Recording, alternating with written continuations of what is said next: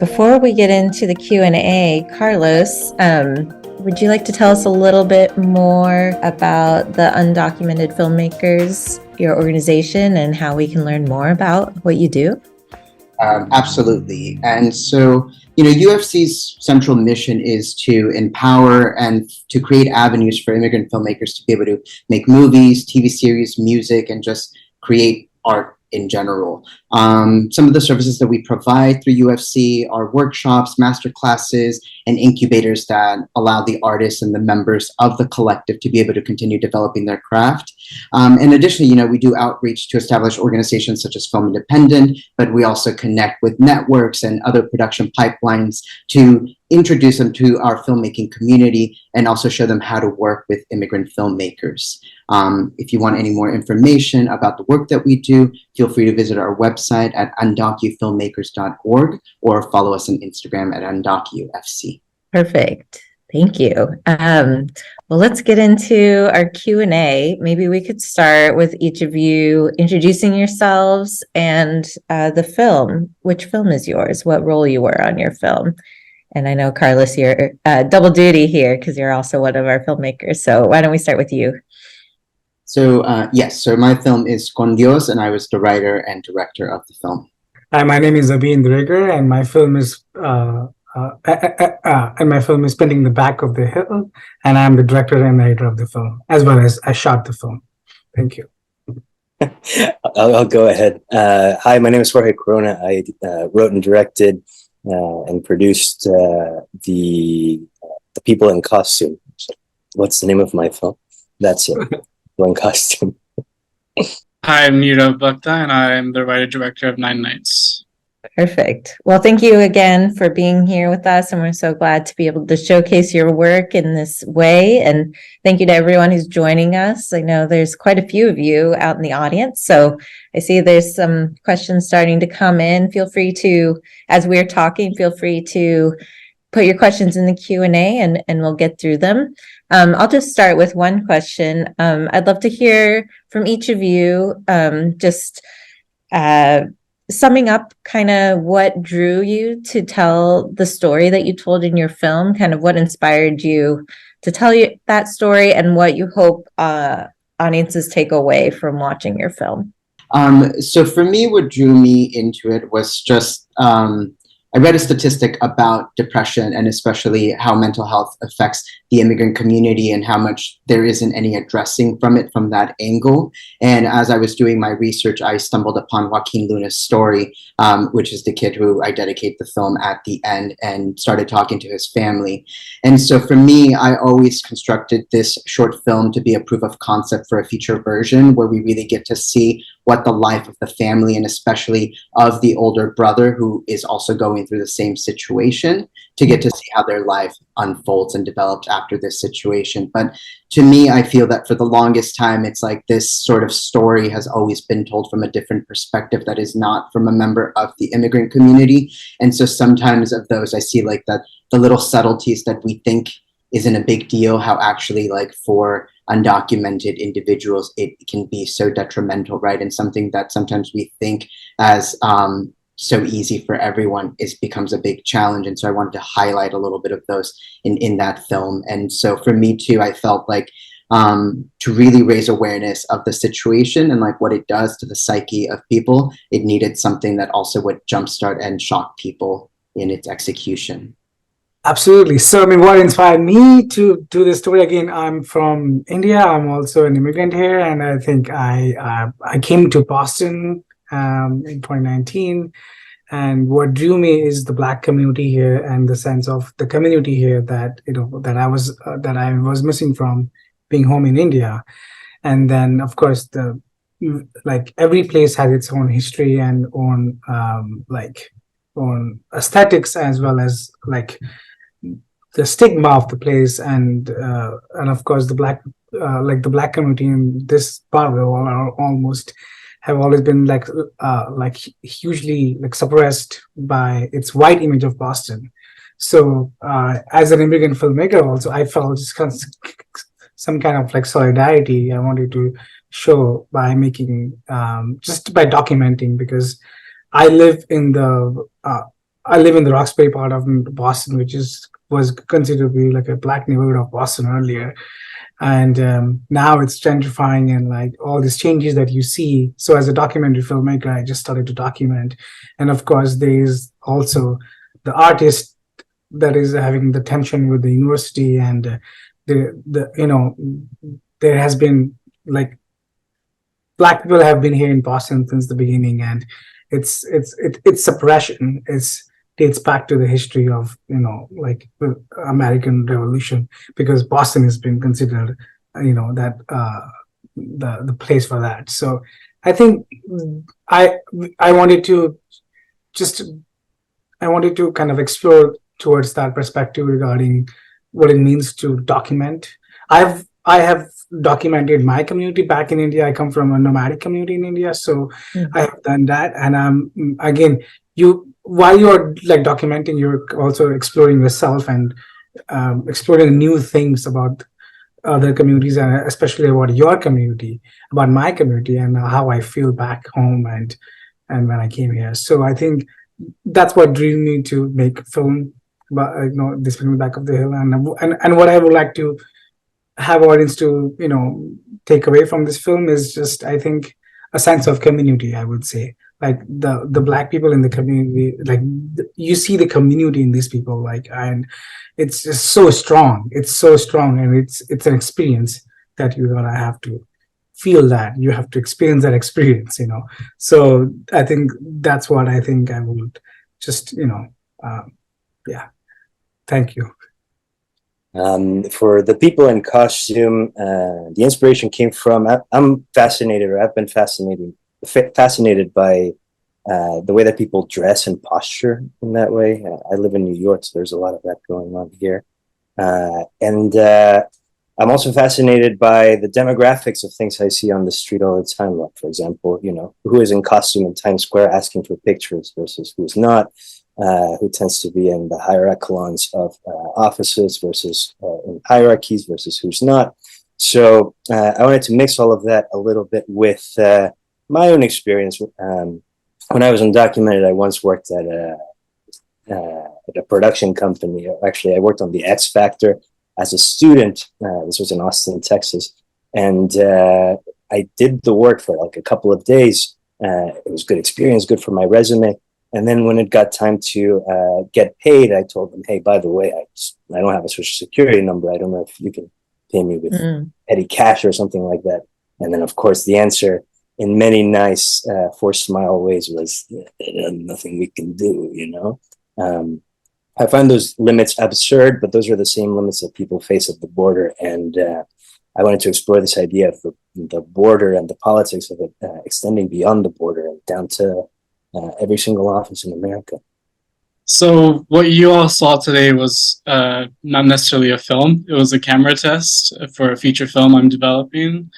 I shot this for the Woodstock residency last year at some point. And the seed of this story came from a real life experience from a family member who took this journey from migrating from Mexico to the United States, who happens to be South Asian. Learning more about their story, and naturally when they recited their story, I was like, wow, this feels like a thriller. And the more I kind of uncovered those layers, you kind of get to the soul of it, the human experience of it. And I think that's what I would ultimately love for an audience to walk away with, is the human experience of migration. I feel like immigrants, and specifically undocumented immigrants, tend to be over politicized in the media. And I think with my narratives, I'd like to just kind of recenter that into the human experience. Yeah. Wonderful. Well, it's a wonderful group of films and very different from each other. So there's so many things we could talk about in our short amount of time, but I'd love to get into some of our audience questions, because there's certainly some interesting questions going on in the chat. KC is wondering, what was everyone's experience with film school or not attending film school, and how did that affect getting into the business? So any of you wants to answer that, feel free to jump in. I was gonna say we could go the same order, but so I actually didn't go to film school, but I did go to acting school. So I went to NYU for Tisch, and so my experience with getting into filmmaking was by doing commercials. So I started working as an actor on commercials, doing some TV, doing indies, some other films. And then that took me into wanting to have more of a proactive role in terms of like the stories, because I was getting to see the opportunities that I was being offered as, you know, a diverse minority performer. And I wanted stories that had more impact and that gave more opportunities to touch on the human element and seeing us as people. And so then I started directing and producing, and that's currently what I'm also doing now. Wonderful. I Makes mean, sense. yeah, Oh, go ahead. yeah. Sorry, well, I do attend film school now, but I grew up with a artist of community back in India. I come from a nomadic community, and we are we and we call ourselves born artists because like we were labeled as born criminals by the British in 1871, but we started calling us born artists. So I would say I'm from a community of artists, but I think I got an opportunity to go to film school here in the US, and that's why. But mostly it's all, you know, hands-on, on the ground, just documenting stuff for the sake of documentation. Sometimes that's more important than just, you know, doing something else. So yeah. Gotcha. I feel let's move on to some other questions too. Juan wants to know, is this your first film? Is this anyone's first film? Yeah. Congratulations. Wow. This is That's actually, I mean, this is like the film that you watched is the part of the like longer feature film project, and it is currently, of course, in development. But this will be my first feature-length documentary. I've made short documentaries, and I've been a part of like feature documentaries as an editor and assistant editor. Yeah. Gotcha. This is a really interesting question. An anonymous attendee says, these stories are important, but also very hard to watch and make. How do you take care of your own selves as you engage with the deep pain that's present in these stories? Important question. Does anyone want to jump into answering? Can I take that one? Yeah. I think part of being undocumented is you are a human person. So in the same way that everybody else like it seeks out goofy things or does dumb things all the time in order to live, like that's me half the time, you know. I'm just making jokes with my friends or going out, and also obviously seeing professionals about whatever mental health you need to take care of at the time, or all sorts of ways. Drink a lot of water. But yeah, it is tough to sit with these realities a lot of the time, especially with the stagnation of a lot of these realities. I mean, they affect our families, they affect people around us, you know, and they really affect every single person in this country. So until we actually take care of them, drink water, and you know, we try to do our best to survive. It's tough. I don't know if you all have any more concrete ways that you take care of yourselves. I'd be curious to know. These films are hard to watch, and that's mainly because these are hard realities. And this is why it's so important that an organization like the Undocumented Filmmakers Collective exists, because we can finally share our perspective from our point of view. We're letting people into a very unique perspective of what this experience is actually like, versus what a trend might make it be, or what the media may make it be. And in terms of self-care, this is probably going to sound absurd, but I love watching reality television. It's a great way to turn your brain off. I just want to chime in a little bit. I do agree with Neerav about, UFC. Like I came to America, I was new here, I'm still new, and UFC was like a home for me and it's still a home. So definitely the kind of like, community and like feeling home and just support, I would say, like in terms of artist development or any kind of support that you need. Of course, US is always there for you. So um like that's why I think I would say like my support for for dealing with stories that are really painful, and of course personally going through an immigration challenge right now is and I think so when it comes to that, I think I agree with Jorge. Of course, water, and of course UFC is important. Because UFC has really been doing an amazing work for a long time, especially, and Rahi is who's also here right now, and so many other, like Seth is one of the person who brought me to UFC, like, so I think definitely we should, a huge shout out to Seth. Definitely. I am a big fan of Set myself, if Set's out there. I'm not sure. But yes, thank you. And I think community is super important. And certainly that's a part of why Film Independent exists as well. Because these stories are really challenging, but also I hope that they are part of a healing process of some sort as well, as a way to process these challenging topics and these realities that are hard to deal with. All right, let's move. There's lots of questions in there, so we'll try to get through all of them. Next question. You all had very beautiful films that are deeply moving. Congratulations. My question is, in a country where it's dangerous to be undocumented, how can you let go of any fear that comes with being so personal with our art? Have you ever felt that?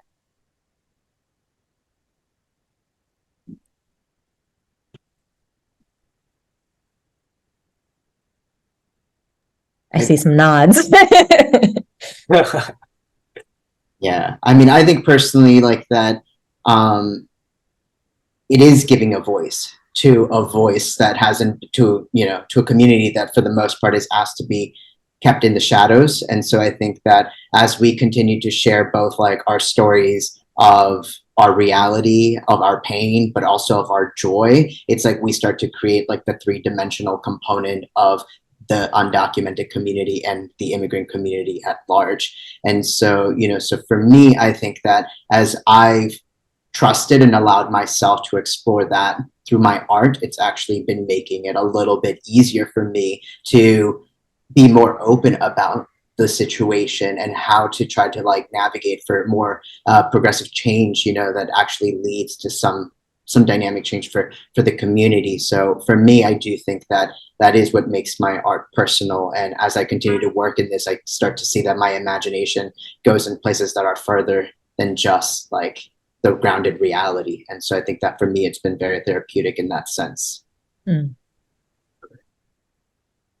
Definitely. Go ahead. I think Go ahead, George. No, please. Yeah, it can. There is a lot of fear involved, and I think part of this experience is you've always kind of have been told to stay quiet and keep your head down. And for me, the healing part actually comes from expressing through storytelling and to actually start speaking about this and to normalize it, because there's so many more people out there who share the same experience. Mm-hmm. And if anything, people who don't share the experience will get a better and greater understanding of what this is like. So yes, there's a lot of fear attached to it, but I think when you start expressing something inside of you will start shifting and changing. And yeah, overall, there's just a lot more love and support out there. Yeah, I have to agree. I think, I mean, one of the undeniable powers of any film is that it brings people closer to whatever is being expressed, like I've never left a film without being like, oh yeah, that character that I'm very different from, like I totally resonated with this part or that part, and I think that's a beautiful thing of what we all do here, on top of forming our own communities on top of having our own undocumented filmmaker communities is building these communities of audiences, whether they're undocumented or not. But I think it was Stephen Colbert, or maybe Stephen Colbert quoting somebody else, who said, like, you can't be afraid when you're also laughing. And I think that that's something that I try to put into my work, at least a little bit, just like ways of figuring out, yeah, this shit's sad and it's like not great. And in many ways, it's horrible. But it's also so dumb that it's funny sometimes. Like just the ways that people say things, or the way that they cloak their own discomfort, or like, so I like to figure out how to push that and make it funny, to figure out, or to, have that community of people laughing and not being afraid, even if it's for 1 second, but then also to therapeutically do it to myself, and then also to build on this bigger point of, shouldn't we change this? Isn't this dumb? Mhm. So Definitely. All right, the next question. Let's see. If you were all given, if you were given the resources needed to complete a large scale film, would you expand on this project, or would you go in a different direction, and why? I mean, absolutely. I think I'll go first. Absolutely, I'll definitely. I mean, I guess why we are. I mean, all of us we are here for that, right? To just because all of our these films are in development, and I think having more resources means more. Your message gets out. So I think if I get more resources and more time, then definitely it would be a feature-length documentary. It's already in the works for a feature-length documentary, and which is again like doing a huge shout out to UFC, because UFC is just great, and like it's there are resources out there available for undocumented filmmakers for the development of their programs, and also Film Independent, I know, like have given a lot of like sources for development. And I think if I get more opportunity, definitely this would be a feature-length documentary, because there's so much story that we have like documented with this film that I'm right now doing. We have been documenting this in Boston for the last 3.5 years, and so many artists. So far we have documented like more than 16 artists and their stories and their artworks, and of course the changes that has been happening in the city itself over the course of 3.5 years. So there's all this documentation required, and that's been already documented. So having feature length, I'm thinking of like doing like a feature length documentary, as well as like a museum installation with 3 video screens of just showing the people talking and just their artworks. And yeah, I just have just so many ideas regarding how to use this footage. Yeah, That's great. That's exciting. These are all shorts that are meant to be made into features or even a camera test, correct? Is that true for everyone? yes. Yeah. Yes, Troy, we need the money. Yeah, I did the camera test because for the feature version, my original idea was quite ambitious, because I wanted to do this as a one continuous take film. Wow, yeah. With the intention, not because I want to have some sort of filmmaking feed, but it's more so about the intention of how can I bring an audience into the shoes of a migrant. And in this story, my protagonist is basically going in between reality, dreams, nightmares, or memories. And it all kind of goes back to like, when you're taking that journey, what is on your mind, right? What are you thinking about while you're walking 10 miles? And so I thought that this might be an interesting way to explore this, because I'm still in the developing side in terms of my screenplay. But I was encouraged to test this out in camera to see how this actually works. Do I like it? Someone who has not had any resources before, like, how are you going to do this? So in that sense, I failed and succeeded in some ways because I learned a lot more of how to handle a one continuous take. But then again, it's like where do you need it, and where does it aid the story, or where is it dragging on too long? So overall, yes, if I had the resources, I would go big. Definitely. Yeah, that was exciting to see. And it keeps you just in the moment of the urgency of the moment, because you're just right with the character the whole time. I thought that was really effective, at least of how you started that project. So yeah, excited to see what comes of it when you have resources. Let's keep going. Let's see. I really loved the rawness of the aesthetic of the first film. Can you tell us more about any intentionality you had behind the aesthetic choices? Sure. Thank you. Thank you for that.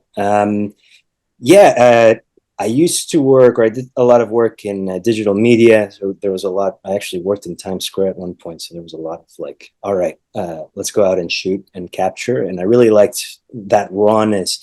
I think it was there was something really interesting to me about portraying the rawness of the outside the city, where people are, just doing the whole Times Square thing, and then going inside and feeling this like very stoic, static, kind of tense environment. In that inside office scene, I originally had depicted the frame. It seems like you like aesthetics, so let's get really into aesthetics. I really liked the framing idea of like having the characters be really pushed to the side while they're talking this way, and then really pushed to the side while they're talking this way, and try to get that disconnection really, really into the frame. And then I played it in front of a few people, like quite a few people, and they were like, I don't think that's working for me. So we stepped that back a little bit. But yeah, I think it was maybe the feeling came through of like, I think writing and coming up with that project all the way from the writing to the rewriting to then the editing, and even now when I show it, the whole thing feels very raw to me. And I think subconsciously or not, the choices just kind of bleed through and they show in the final product. So I'm glad they worked for you. Thank you. Thanks for sharing more. All right. I think we just have time for one last question, which I think is going to be Michelle's question, which is a great question to end on, I think, because kind of gets into the heart of things with this particular screening. How do you see being a person in between two cultures as a blessing? How do you see it as being a negative thing?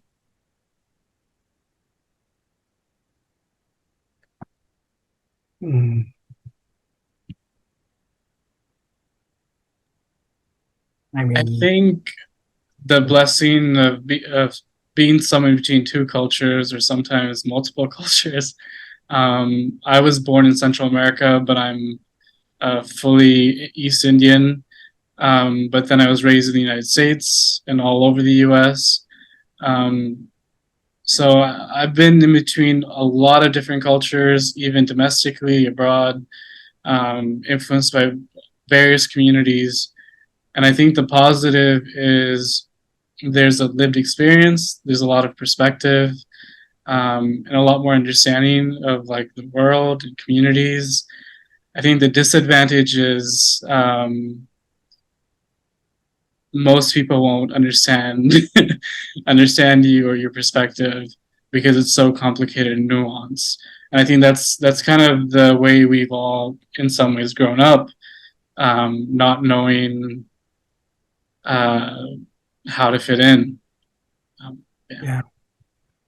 I would say that I definitely see it as a blessing, in the sense where that I think I feel it's great if you're multicultural and like you have so much experience and so much perspectives from different cultures and different backgrounds and people.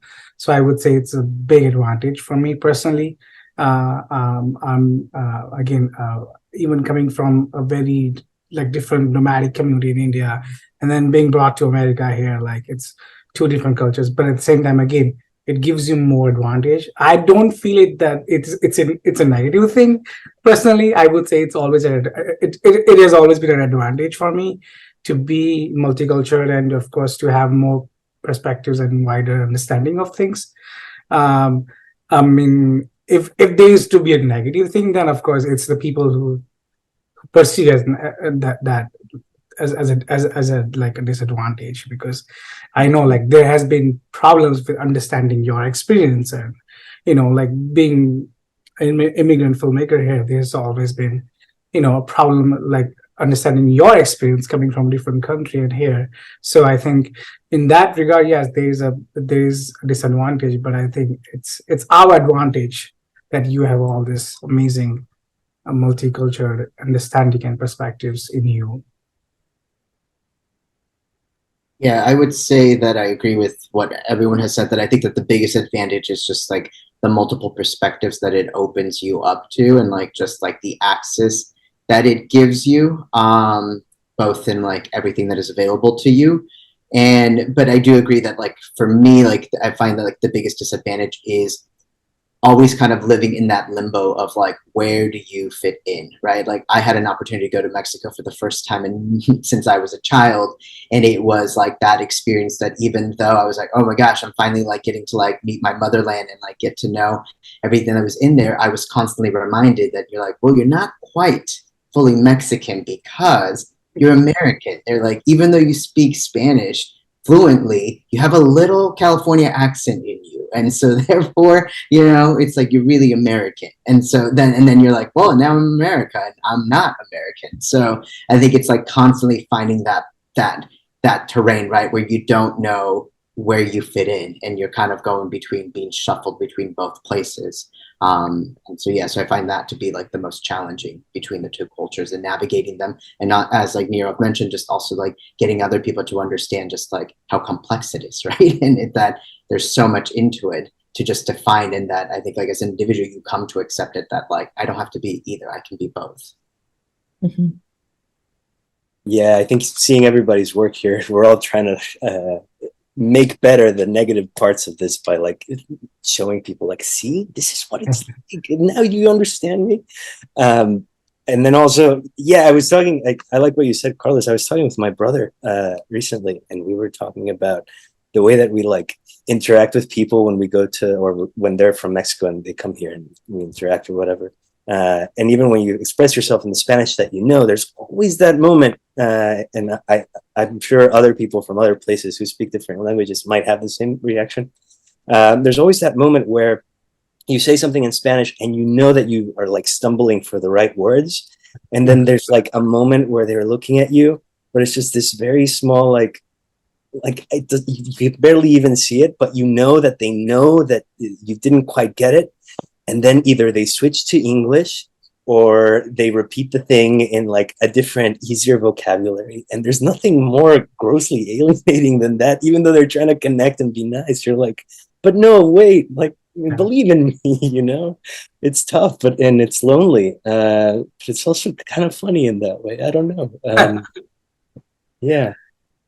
It's funny. Yeah. But it does give you like this X-ray vision, I think, of how things work and how power works, at least depending on your experience growing up. And, that's a really big thing to have and to be able to exercise. Definitely. Well, thank you all so much for being here and for sharing your stories through your films. We wish you all the best with your next steps, and hopefully these projects, we're going to see longer versions of them in the future, in the not so distant future. Thank you to everyone who joined us, and apologies to the questions we didn't get to. But hopefully you can find these filmmakers online in different ways and reach out to them individually if you care to. And I'll throw it back to you, Carlos, for any closing thoughts. Well, I was just going to say thank you to all the filmmakers for sharing their projects. Thank you to Film Independent for presenting this showcase. And then I also just wanted to remind the audience that this is program 1 of 2 programs. And so if you can, tune in tomorrow when we will be doing a showcase of 3 scripts that were developed within the UFC Elevate Incubator. So these are 3 scripts that were written through the duration of the incubator and now have a live reading with a very creative interpretation by the writers and directors. So we hope you can join us. Cool. Sounds exciting. I hope you all join us tomorrow. And thanks for joining us today. And have a great evening.